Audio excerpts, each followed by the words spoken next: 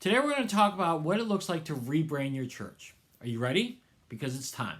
You're listening to the Church Digital Sidekick Podcast, part of the TCD Podcast Network. Hello, heroes. My name is Tom Pounder, and this is the Church Digital Sidekick Podcast. This is the podcast where I bring on ministry leaders, and we talk about how you can do ministry more effectively in this very digital and online world. And today I'm excited to bring back my friend Stan Rodda. It's been way too long since I had Stan on the podcast, and I brought him back because he just rebranded his church. He moved to Kansas City about a year and a half ago, and they did some amazing things, but they just went through a rebrand. And we're going to look at what it took for him to do that. What's the process? How did he get people on board? What does it look like? And how can we be encouraged if we're thinking about rebranding our church or our ministry? And we're going to just look at his steps that he took and how it can encourage us today. So I'm really excited to have him on the podcast. But before he gets on and we do the interview, I want to talk about theChurch.digital. At theChurch.digital, we have a great site full of podcasts, blogs, resources, coaching, and cohorts that are designed to help you in your online ministry, whether it's just online ministry or whether it's metaverse ministry or phygital, where you have a combination of in-person and digital ministry. What does it look like for you to do that successfully? At theChurch.digital, we can help, and we'd love for you to check it out. So go to theChurch.digital today and be encouraged in what you're doing with online ministry. All right, so now, without any further ado, let's get an interview with Stan Rodda. All right, with me right now is my friend, Stan Rodda, the friend who just abandoned me. I mean, he left me for Kansas City over a year ago, and now he doesn't like to talk to me anymore. That's not true, Tom. That's not true. I still love talking to you. You text me TikToks. That's all you do now. That's all you care about me. Well, listen, if you want to talk about that, we can talk about the stuff you send me on Instagram. And okay, you can't say that kind of stuff. Oh, okay. This is my podcast, not your podcast. Stan, I'm pumped to have you back on the podcast. It's way too long. Yeah, thanks for having me. Yeah, things are going really well over here in Kansas City, man. I'm glad we could finally just get back together on this thing. It's great. Yes, it's awesome. And I threw you a curveball today to telling you that since the last time you were on my podcast, we do video and audio now. This is no longer just an audio podcast. This is both. It's legit now. We're going big time here. We're going big time. It's just gonna, yeah, I wish it was big time.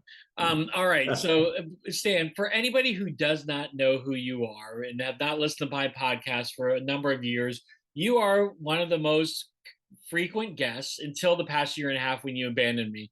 But you were one of my most frequent guests. Just tell people who you are and what you do. So I am a lead pastor at Lee's Summit Community Church in Lee's Summit, Missouri. The abandonment that Tom keeps referencing is a year and a half ago. I left my church in Virginia, my role in Virginia, where I was on staff with Tom for not 8, 9, 10 years, something like that. Over 10 years. Over 10 years. And we were on staff together a long time. And now I'm currently leading a church in Kansas City, Missouri. Yeah. And I got to come out and visit you sometime. Yeah, man, come on out. I'll treat you to the best barbecue in the country. Oh, yeah. See, I do like barbecue. The best is here. I bet you some people would debate you on that, maybe even fight you on that. Yeah, they could, but they'd be wrong. That's okay. Okay, so you came in and now you're the lead pastor. Yep. And so how has that been going from when you were a campus pastor? So you were the lead pastor of this campus, but now you're the lead pastor here. Were there a lot of changes or a lot of different things that you had to get used to now that, again, you're the lead? Yeah, I mean, for sure.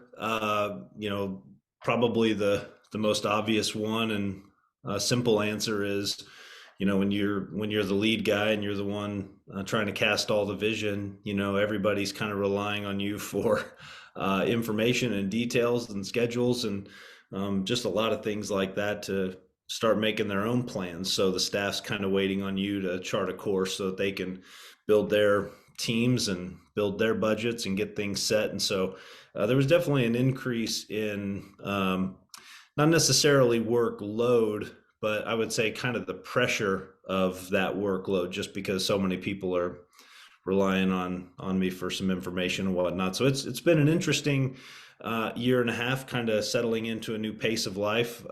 Kansas City also is very different from Northern Virginia, so one of the biggest transitions was trying to slow down a little bit in terms of just pace of life.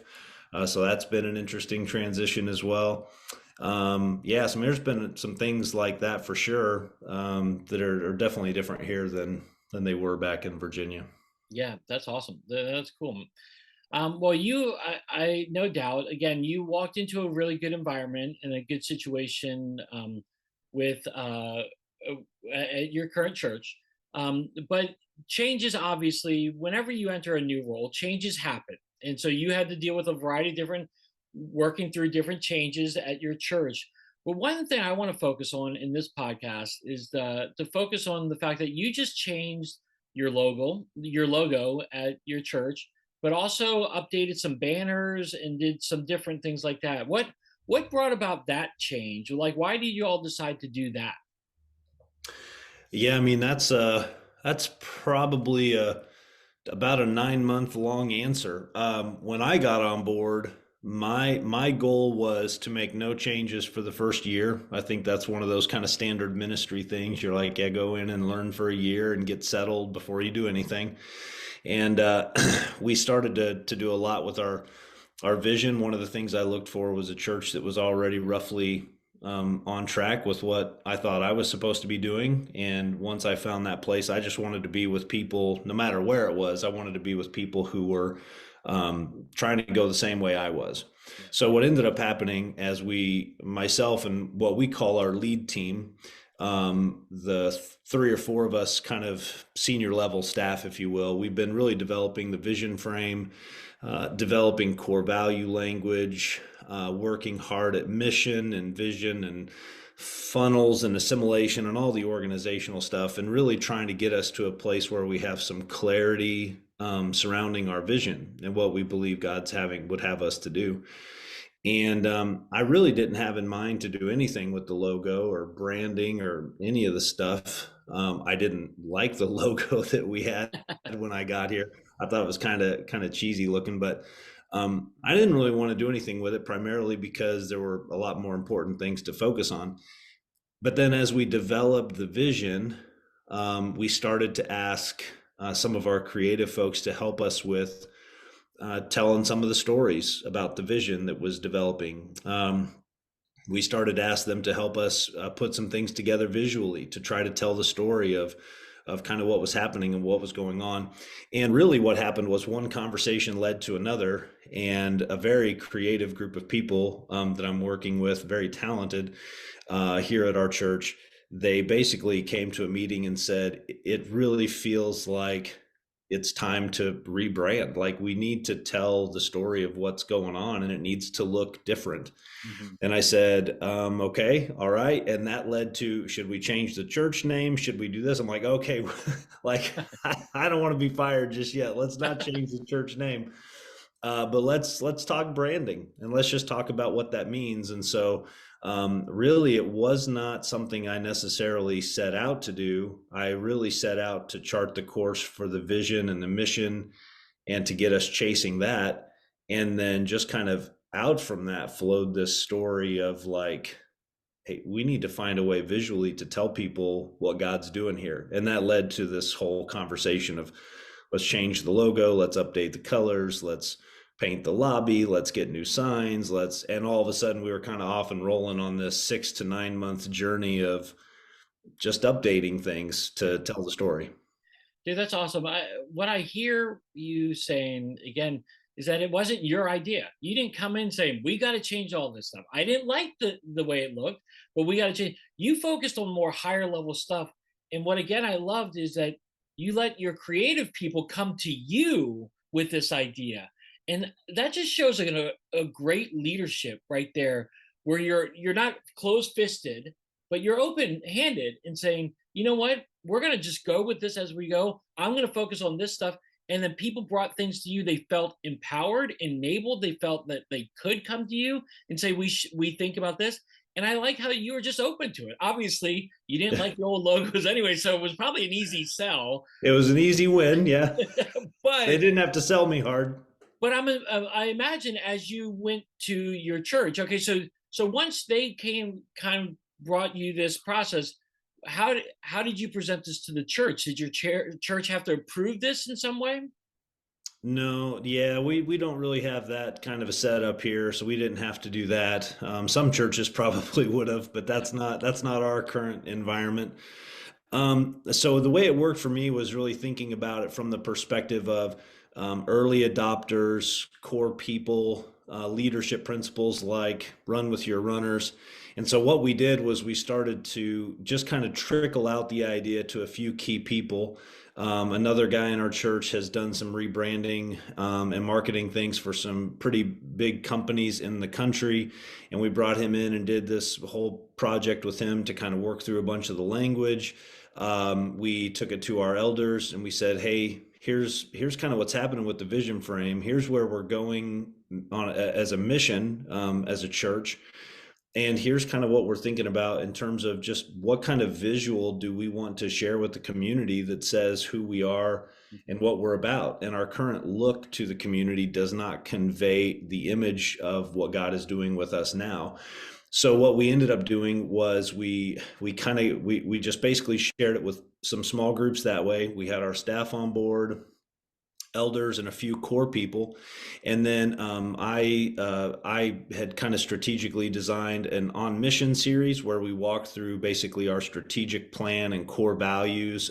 We just finished here recently over the last week or so, and as a part of that series, on our third out of fourth Sunday, we did a series on mission, where we just talked very specifically about how we believe God was inviting us to be a part of the mission. And we had been telling our church for a couple of months now, hey, don't miss September 25th. It's going to be a big day. We have a surprise. Like, it's going to be fun. We're going to do one service. We have this whole big thing. And so basically they knew something was coming. They saw us updating the paint in the lobby, changing a few of the furniture kind of items just to update the whole look. And we did a whole bunch of things with it. But basically on September 25th, as we unveiled it, we had a huge celebration. We called it Community Day.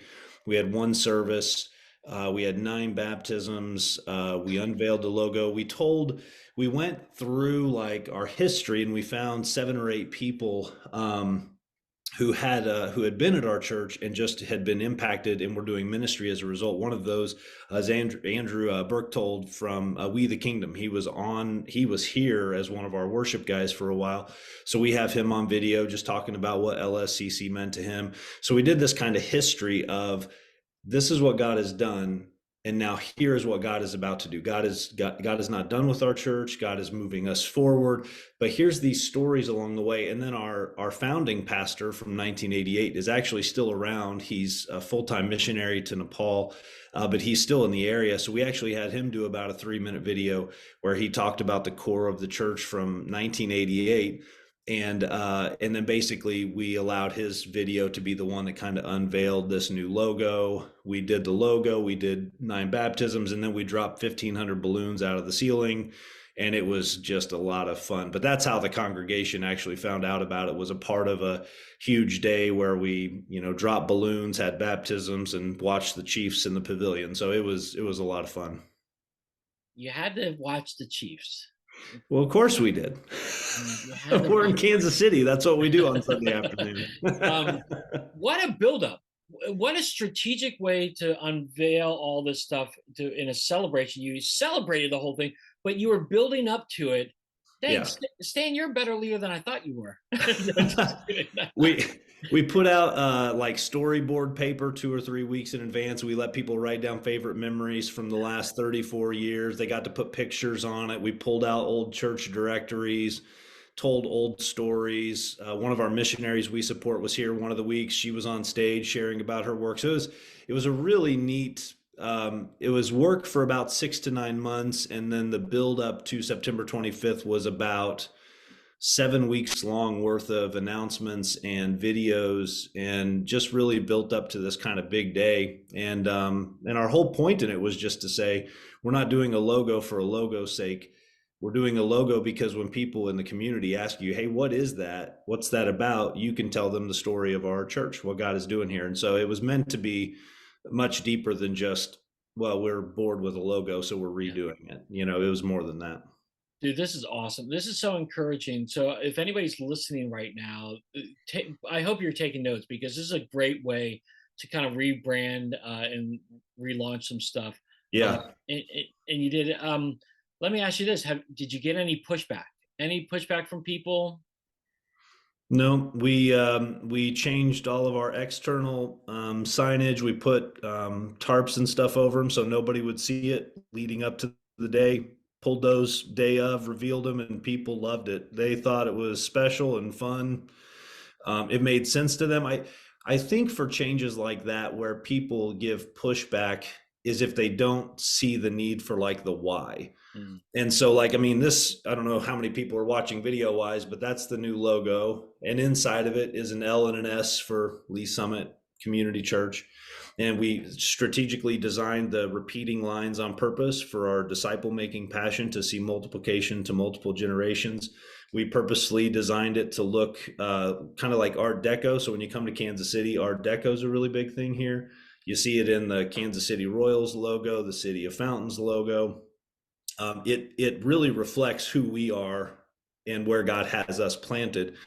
So the logo may not mean a whole bunch to people in New York or sure. wherever, but to us it means something because it's telling our story of what God's doing with us now. And so I don't think the church really had a negative reaction to it because they understood why. It made Yeah. sense to them. But if you just go around changing things just because, you run the risk of people going, what's this all about? I don't know why you had to do this, Yeah. but it made sense in this case because we were able to connect it to vision. Yeah, and again, you had a lot of people involved in the process. It Yes, seemed like that, the more people involved in the process, it's not just a stands doing this. It's, right. hey, we are doing this and we're working Yep. on it.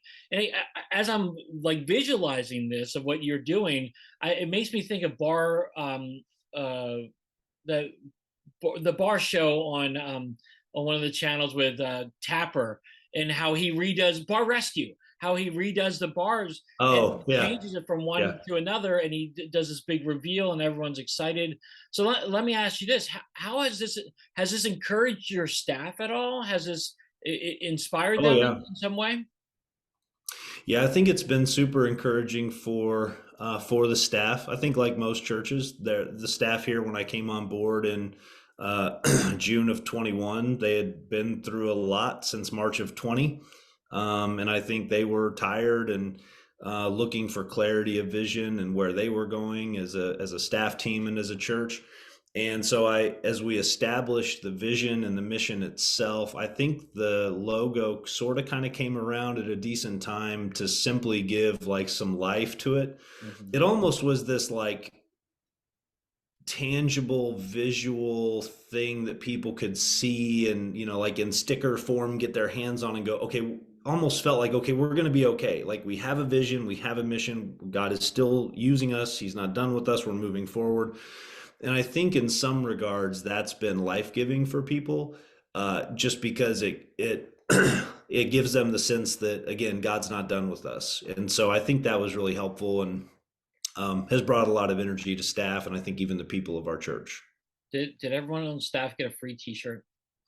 Yes, yeah, staff got free T-shirts. Yeah, Yep, that's the one thing I like being a part of ministry groups and churches is I get a free T-shirt a lot. But now all yeah. my shirts are like free T-shirts. I got to get different T-shirts. I told him, I said, listen, these are going to be walking advertisements. We Yeah. need, 400 or 500 of them on the street and they need to be good quality because you want Um, people to wear them. So we went nice. They're comfortable. They're high quality. They look good. They have our web address on the back. Like they're sharp, man. They're top notch stuff. that's the one thing I like about Stan is that he's all about quality and all about high quality. So, Oh man. okay, Amen. Stan, two questions to wrap us up on is Okay. first is how would you encourage someone right now if they're thinking about rebranding? what is a lesson learned that you had during this time, or just a thought that you had that you could encourage some other church or minister right now? I think my encouragement would be, um, don't necessarily start just from the brand or the logo just because. I think I would start with your vision and mission, make sure that stuff is right. If you're headed the right direction and you're looking for a visual way to tell that story, I think that's where you kind of could start stepping into this. The other thing I would do is I would definitely have um, some sort of core group of people who are helping you with that. Mhm. I know a lot of senior leaders want to kind of fancy themselves graphic designers, and they're going to run out and kind of browse around or hop on Fiverr or something, and download Photoshop. I don't recommend that. Partly because if you allow other people who are part of your church to do that and use their gifts in that way, it helps them build ownership of the ministry, helps them feel a sense of belonging, like this is their place. And so let them do that, let them help build it. But yeah, kind of start there and just develop the story, develop the vision, develop the mission, really make sure that's solid. And if your elders are on board and you got some staff on board or a creative team on board, just allow that whole conversation to kind of just naturally develop. If you have to bring it up, that's fine, but bring it up and see where it goes, and just kind of let it naturally develop. If you push it too hard, it ends up becoming like a you thing, and yeah, and then it might not go quite as well. So I would encourage vision and mission first, and then definitely have a core group of people that are running with you to develop it. That's great advice. Okay, so now here's the most important question. At the time of this recording, and this is going to go out in a few weeks. At the time of this recording, both of our teams, NFL teams, are 3-1. Your Kansas City Chiefs just annihilated the Buccaneers. Oh man, they did. Although the score ended up being a little bit closer, the game really wasn't close. Thankful for the refs to keep Brady in a game. Yep, of course. Okay. And then my team, the Dallas Cowboys, are 3-1, 3 wins with the backup quarterback. And Yeah. yeah, there's nothing. It's going to be Dak's team. But okay, No, so I don't know, man. so I just want your opinion. Are we going to see a Cowboys Chiefs Super Bowl game? You know, that I don't know. That could be good. I could get on board with that. Cowboys defense is tight, man. But that's what they said about the Bucks, and we just put up 41 on them. So I'm not worried about that right now.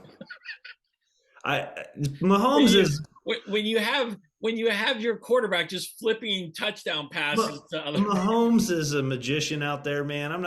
I'm more worried about our defense holding up all year. That's what I'm worried about. Yeah. So, but Mahomes has got it on lockdown. He's good. Okay, so you're at 3-1. The Cowboys are at 3-1. This podcast will go out in a few weeks. We'll see where we stand when this podcast goes out. All right, we'll see. We'll see how it goes. All right, Stan, one last question is where can people contact you or reach you? You want to refer them to a website or your Twitter or whatnot?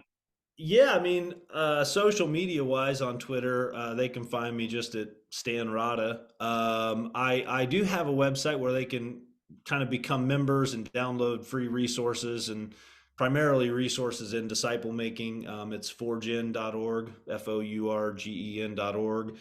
Since my transition to Kansas City, I haven't really updated that too much, so don't expect that to be bright and shining right now.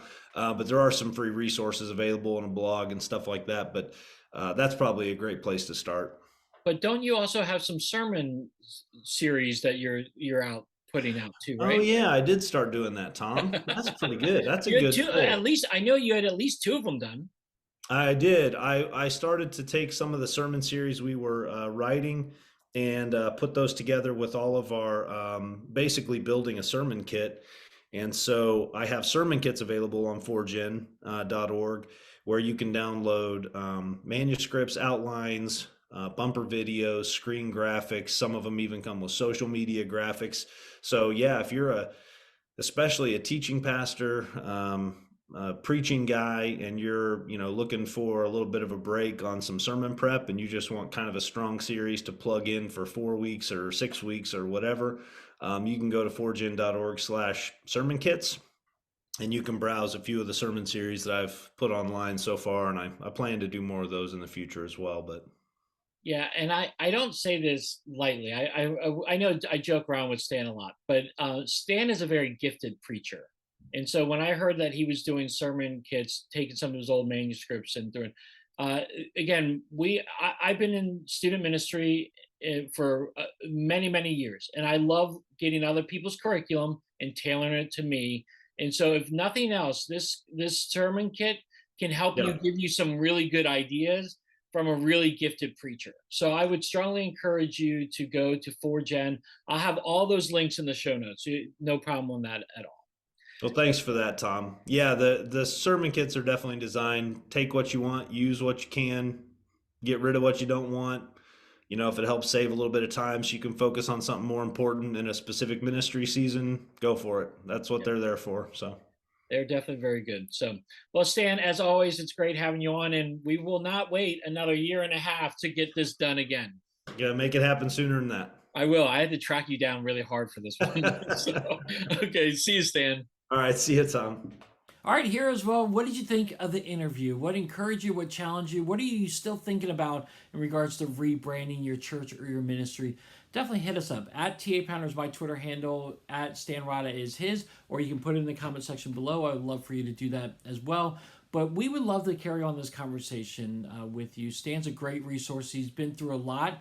He's served in a variety of different positions, but as lead pastor, he's really brought them through this transition of rebranding, and I think it's a real great way for him to do that. There's a lot of wrong ways you can rebrand, but he's not ruffling any feathers, and he's got everyone on board, and it became this huge celebration, and it's just a huge encouragement. So if you would love to get a hold of him, definitely, again, check out his information. Go to 4gen and get all those different resources he's got there, but also connect with him. He's a great resource to have, and we'd love to carry on this conversation about rebranding online as well. So hit us up on Twitter.